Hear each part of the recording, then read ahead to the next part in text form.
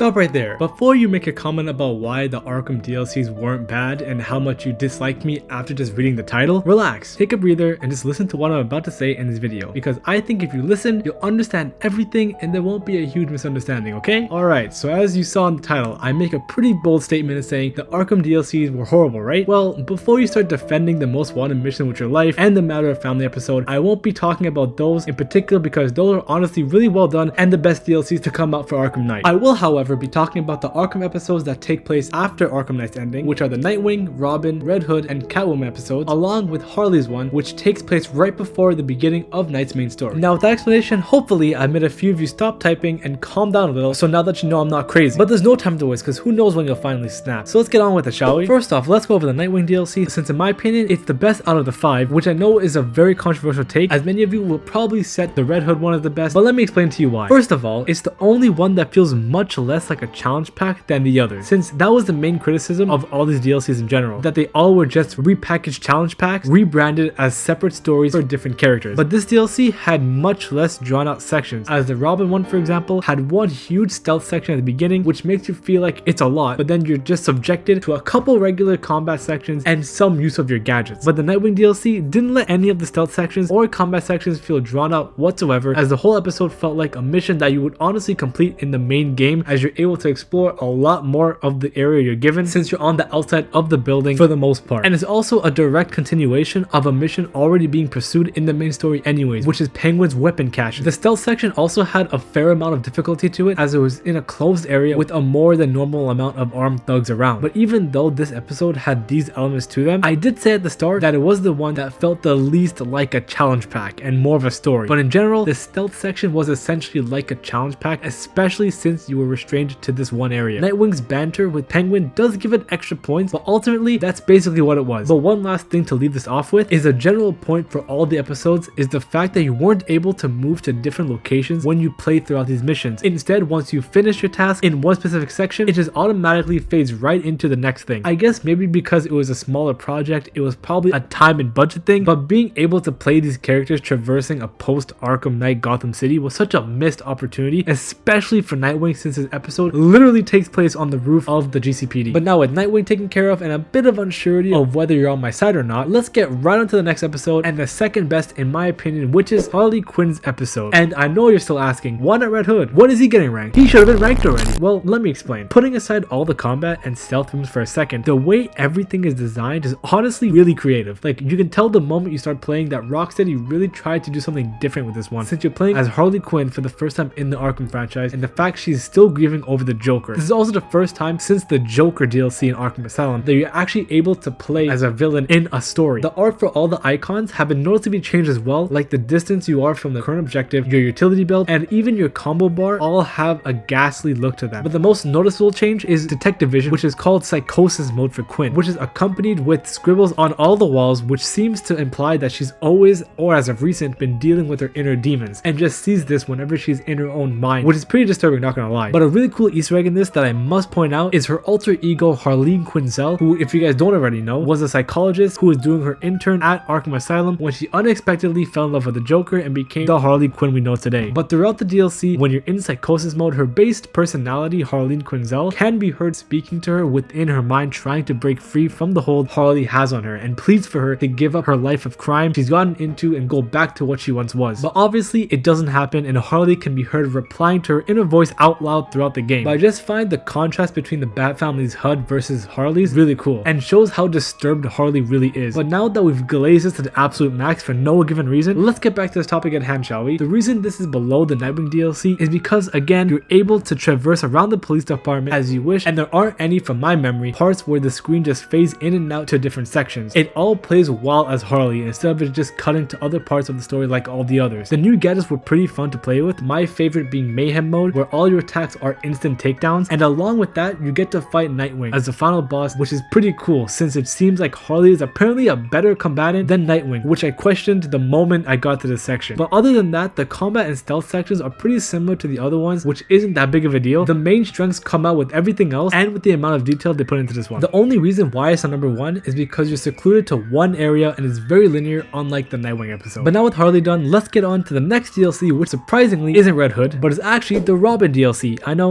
don't hate me. But there's not too much to say about this one, as it's literally just a really big stealth section if I'm being honest. There isn't too much to this other than a huge stealth section into another smaller stealth section into some regular combat in which the final fight is a bit challenging but not that big a deal. This in my opinion is literally the most challenge pack like out of all of them, but it is in a bigger setting and you get to use most of Robin's arsenal in this one, aka the bullet shield, which only appears in one section. The reason why I put this above Red Hood and Catwoman is purely because you're able to explore a lot more in here, and there's a lot more content in this one than there is in both of them. And by a lot more I mean barely more, because next up is the Red Hood DLC, and this originally when I played this I really liked, and to this day is one of my favorite parts of Arkham Knight. But when we're playing them all for the sake of this video, and as much as I like Red Hood, it just wasn't there on the content side and was probably the shortest one out of all of them, minus Catwoman, which was the shortest. And this was the main reason why it's so low on this list, is because of how short it was and the fact that it's the smallest stealth section in the entire game. Yeah, you could probably argue Nightwing's one being smaller, but it being confined in a smaller area at least made it really hard. But Red Hood's on the other hand is in an open area, making it a lot easier, and Red Hood has an instant takedown ability being his gun. And the Black Mask fight honestly was a bit lame. It's basically the same as the Nightwing fight, but a lot easier, as you can just give him a beatdown which takes off like a quarter of his health every time you do it. It's also on the same level, maybe even higher, with the Robin DLC when it comes to feeling like a challenge pack, since it literally just fades into each section when you finish with them, as there isn't any moving progression in this one at all. You're just taken to each part of the DLC in the form of cutscenes, which is also why it's this low on this list. But other than that, I think that's all I have to say about the Red Hood DLC. But trust me, if this video didn't force me to take an unbiased stand, this one's definitely going at the top out of all of these. And now for the last of the bunch, which is Catwoman. And before we get into the reasoning you've all been waiting for, don't forget to subscribe to the channel, as I post videos every Saturday and post shorts on the daily. So if you're into that, subscribe if you haven't already. But now back to the main topic of the video, which is the worst DLC in the entire game, which is Catwoman's Revenge. And this honestly could have just been added to the main game if I'm being honest. I really felt like I got robbed of my money when I got done with this, because it just felt like they repurposed the vault section in Arkham City, where she has to steal the key cards to break into Hugo Strange's vault and then take out all the guards to then steal the money to then escape, which is exactly what happens in this DLC. She takes the cards, defeats the thugs, and steals Riddler's money. But it's also so shameful that they decided to add such a difficult combat section to even try to balance out the lackluster beginning of it, because why even do this? You're just gonna anger the people that paid $2 for this DLC, and it honestly wasn't even that bad once you understand to just counter once the space gets smaller to stand, because the robots can be destroyed by just countering them, especially multi-takedown. But yeah, that's really all I have to say about it. It just wasn't what I was expecting from Rocksteady, honestly, especially with a DLC like this. But now at this point, if you're still with me and you didn't type a hate comment yet, I think we found some middle ground and maybe even agreed on one or 2 points. But there's still one critique I must add to the DLCs that I really haven't seen people talk about, but it's the missed opportunity of having each of the DLCs being connected in some way in one cohesive side story that just followed the sidekicks without Batman. I guess you could call that Gotham Knights, but honestly, I think instead of releasing one for each character, they could have released 3 episodes that had a little story going on a bigger scale, just like the Batgirl one, which is the reason it's the best DLC episode out of all of them, because it's fully free roam and not confined to one area, a little like Arkham Asylum in some ways. But in my opinion, it was a really big missed opportunity. Let me know what you guys think in the comments below, because out of everything I've said in this video, this has to be the one thing we agree on, right? Well, I hope so, because if we don't agree on that, we probably won't agree on anything at all. But it is an opinion at the end of the day, and you don't have to agree with it. So let me know in the comments what your guys' take on this is and what your favorite DLC out of the 5 are. And with that, we've reached the end of the video. Hope you all enjoyed this video and found my takes at least interesting to listen to, and maybe made you guys think a little bit more about these DLCs in your own way that you probably haven't before. Click on the bat symbol to check out my deep dive on Arkham Origins, which goes over the entire game and its pros and cons and why it wasn't as bad of a game as everyone was making it out to be. Don't forget to subscribe to the channel if you haven't already, and I'll see you all next week with another video.